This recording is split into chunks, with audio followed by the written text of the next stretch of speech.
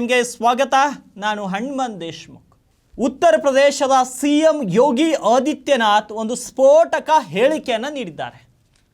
ನಿನ್ನೆ ಕೃಷ್ಣ ಜನ್ಮಾಷ್ಟಮಿಯ ನಿಮಿತ್ತವಾಗಿ ನಡೆದಂಥ ಒಂದು ಕಾರ್ಯಕ್ರಮ, ಮಥುರಾದಲ್ಲಿ ನಡೆದಂಥ ಒಂದು ಕಾರ್ಯಕ್ರಮದಲ್ಲಿ ಒಂದು ಸ್ಫೋಟಕ ಹೇಳಿಕೆಯನ್ನು ನೀಡಿದ್ದಾರೆ. ನಾವು ಹಿಂದೂಗಳು ಒಗ್ಗಟ್ಟಿನಿಂದ ಇರುವ ಅವಶ್ಯಕತೆ ಇದೆ. ಯಾಕೆಂದರೆ ಒಂದು ವೇಳೆ ನಾವು ವಿಭಜಿಸಲ್ಪಟ್ಟರೆ ನಾವು ಕೂಡ ಕತ್ತರಿಸಲ್ಪಡ್ತೇವೆ, ನಮ್ಮ ವಿನಾಶ ಕೂಡ ತಪ್ಪದ್ದು ಅಂತ ಬಾಂಗ್ಲಾದೇಶದ ವಿಚಾರವನ್ನು ಮುಂದಿಟ್ಟುಕೊಂಡು ಅವರು ಆ ವಿಷಯವನ್ನು ಪ್ರಸ್ತಾಪಿಸಿದ್ದಾರೆ. ಒಬ್ಬ ಪತ್ರಕರ್ತನಾಗಿ ಒಂದು ಸಮುದಾಯದ ಪರವಾಗಿ ಯೋಗಿ ಆದಿತ್ಯನಾಥ್ ಹೇಳಿದ್ದಕ್ಕೆ ನನ್ನ ವಿರೋಧ ಇದೆ. ಆದರೆ ಕಳೆದ ಕೆಲ ವರ್ಷಗಳಿಂದ ನಮ್ಮ ಅಕ್ಕಪಕ್ಕದ ದೇಶಗಳಲ್ಲಿ ಹಿಂದೂ ಜನರ ಜನಸಂಖ್ಯೆಯನ್ನು ನೋಡಿದರೆ ಬಹುಶಃ ಅವರ ಒಂದು ಹೇಳಿಕೆಯನ್ನು ಸಮರ್ಥನೆ ಮಾಡಿಕೊಳ್ಳಲೇಬೇಕಾಗುತ್ತೆ. ಯಾಕೆಂದರೆ ಸ್ವತಂತ್ರ ದೇಶಕ್ಕೆ, ನಮ್ಮ ದೇಶಕ್ಕೆ ಸ್ವತಂತ್ರ ಬಂದಾಗ ಭಾರತದಲ್ಲಿ ಹಿಂದೂಗಳ ಸಂಖ್ಯೆ ಎಷ್ಟಿತ್ತು, ಮುಸ್ಲಿಮರ ಸಂಖ್ಯೆ ಎಷ್ಟಿತ್ತು. ಅದೇ ರೀತಿ ನಮ್ಮ ದೇಶ ಏನು ವಿಭಜನೆ ಆಯಿತು, ಪಾಕಿಸ್ತಾನ ಮತ್ತು ಬಾಂಗ್ಲಾದೇಶ, ಹೀಗೆಲ್ಲ ಹಂಚೋಗಿತ್ತಲ್ಲ, ಆ ಸಂದರ್ಭದಲ್ಲಿ ಪಾಕಿಸ್ತಾನದಲ್ಲಿ ಹಿಂದೂಗಳ ಜನಸಂಖ್ಯೆ ಎಷ್ಟಿತ್ತು, 2024ರಲ್ಲಿ ಪಾಕಿಸ್ತಾನದಲ್ಲಿ ಹಿಂದೂಗಳ ಜನಸಂಖ್ಯೆ ಎಷ್ಟಿದೆ. ಅದೇ ರೀತಿ ಬಾಂಗ್ಲಾದೇಶದಲ್ಲಿ ಏನು ಅವರಿಗೆ 1971ರಲ್ಲಿ ನಾವೇ ಸ್ವಾತಂತ್ರ್ಯವನ್ನು ಭಿಕ್ಷೆ ರೂಪದಲ್ಲಿ ಅವ್ರಿಗೆ ಕೊಟ್ಟಿದ್ವಿ.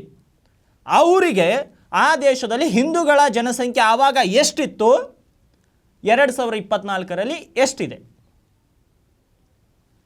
ಅಲ್ಲಿರುವಂತಹ ಹಿಂದೂಗಳ ಜನಸಂಖ್ಯೆ ಕ್ರಮೇಣವಾಗಿ ಇಳಿಕೆ ಆಗುತ್ತಾ ಬಂದಿದೆ. ಆದರೆ ಭಾರತದಲ್ಲಿ ಮಾತ್ರ ಹಿಂದೂಗಳ ಸಂಖ್ಯೆ ಅಲ್ಪ ಮಟ್ಟಿಗೆ ಏರಿಕೆ ಆಗ್ತದೆ, ಇಲ್ಲ ಅಂತಲ್ಲ. ಆದರೆ ಭಾರತದಲ್ಲಿ ಮುಸ್ಲಿಮರ ಸಂಖ್ಯೆ ಯಾವ ರೀತಿ ಏರಿಕೆ ಆಗ್ತಾ ಇದೆ. ಭಾರತದಲ್ಲಿ ಮುಸ್ಲಿಮರು ಅಲ್ಪಸಂಖ್ಯಾತರು, ನಾವು ಒಪ್ಕೋತೀವಿ. ಆದರೆ ಅವರು ಎಲ್ಲಿ ಬಹುಸಂಖ್ಯಾತರಾಗಿದ್ದಾರೋ ಆ ದೇಶಗಳಲ್ಲಿ ಹಿಂದೂಗಳು ಅಲ್ಪಸಂಖ್ಯಾತರಾಗಿದ್ದಾರೆ. ಹಿಂದೂಗಳ ಮೇಲೆ ಹಲ್ಲೆಗಳಾಗಿವೆ. ಹಿಂದೂಗಳ ಮನೆ ಮೇಲೆ ಅವರು ದರೋಡೆಯನ್ನು ಮಾಡಿದ್ದಾರೆ. ಹೆಣ್ಣು ಮಕ್ಕಳ ಮೇಲೆ ಅತ್ಯಾಚಾರಗಳನ್ನು ಮಾಡಿದ್ದಾರೆ. ಎಲ್ಲೆಲ್ಲಿ ಮುಸ್ಲಿಮರು ಬಹುಸಂಖ್ಯಾತರಾಗ್ತಾರೋ ಅಲ್ಲಿರುವಂಥ ಹಿಂದೂಗಳ ಸಂತತಿ ಅವನತಿಯ ಕಡೆ ಹೋಗುತ್ತೆ. ಬಾಂಗ್ಲಾದೇಶದಲ್ಲಿ ತಾವು ನೋಡ್ಬೋದು. ಬಾಂಗ್ಲಾದೇಶದಲ್ಲಿ ಇಸ್ಕಾನ್ ಟೆಂಪಲ್ ಅವರಿಗೆ ಅನ್ನ ಸಿಗದ ಟೈಮಲ್ಲಿ ಅವರಿಗೆ ಅನ್ನ ಹಾಕಿತ್ತು. ಆದರೆ ಮೊನ್ನೆ ನಡೆದಂಥ ಗಲಭೆ ಸಂದರ್ಭದಲ್ಲಿ ಆ ಒಂದು ದೇವಸ್ಥಾನದ ಮೇಲೆ ಅವರು ದಾಳಿಯನ್ನು ಮಾಡುತ್ತಾರೆ. ನಾಚಿಕೆಗೆಟ್ಟವರು,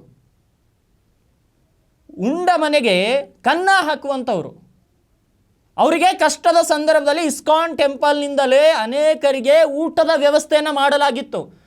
ಆದರೆ ನಾಚಿಕೆ ಮಾನ ಮರ್ಯಾದೆಯನ್ನು ಮಾರ್ಕೊಂಡಂಥವರು ಅದೇ ದೇವಸ್ಥಾನದ ಮೇಲೆ ಹಲ್ಲೆಯನ್ನು ಮಾಡಿದರು. ಅದಕ್ಕಾಗಿಯೇ ಯೋಗಿ ಇವತ್ತು ದೇಶದ ಜನತೆಗೆ ಕರೆಯನ್ನು ಕೊಡ್ತಿದ್ದಾರೆ. ಏನಂತ, ಬಾಂಗ್ಲಾದೇಶದಲ್ಲಿ ಆದದ್ದು ನಮ್ಮದಲ್ಲಿ ಆಗಬಾರ್ದಂದರೆ ನಾವೆಲ್ಲರೂ ಒಗ್ಗಟ್ಟಾಗಿರಬೇಕು.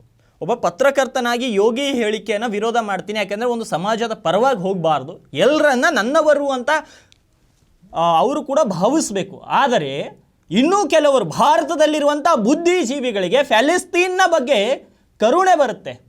ಇಸ್ರೇಲ್ ಪ್ಯಾಲೆಸ್ತೀನ್ ಯುದ್ಧ ನಡೆದಾಗ ಪ್ಯಾಲೆಸ್ತೀನ್ನ ಬಗ್ಗೆ ಕಳಕಳಿ ಇರುತ್ತೆ.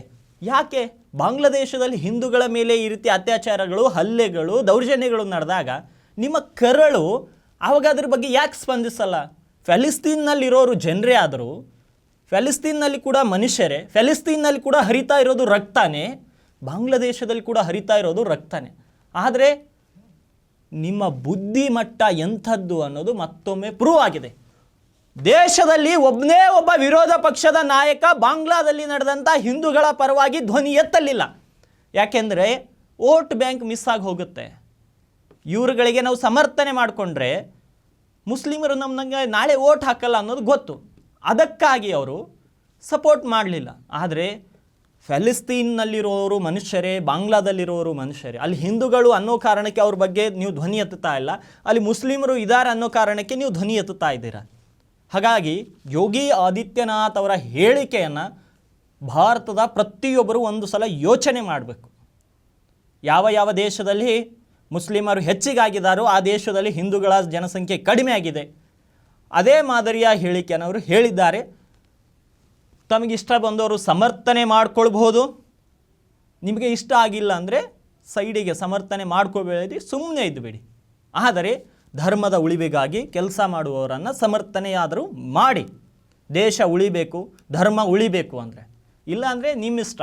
ನಾಳೆ ಏನು ಬಾಂಗ್ಲಾದೇಶದಲ್ಲಿ ತಾಲಿಬಾನ್ ಹೆಂಗೆ ಅಫ್ಘಾನಿಸ್ತಾನಲ್ಲಿ, ಪಾಕಿಸ್ತಾನದಲ್ಲಿ ಹಿಂದೂಗಳ ಪರಿಸ್ಥಿತಿ ಹೆಂಗಾಗಿತ್ತೋ ಅದೇ ಪರಿಸ್ಥಿತಿ ನಿಮಗಾಗತ್ತೆ.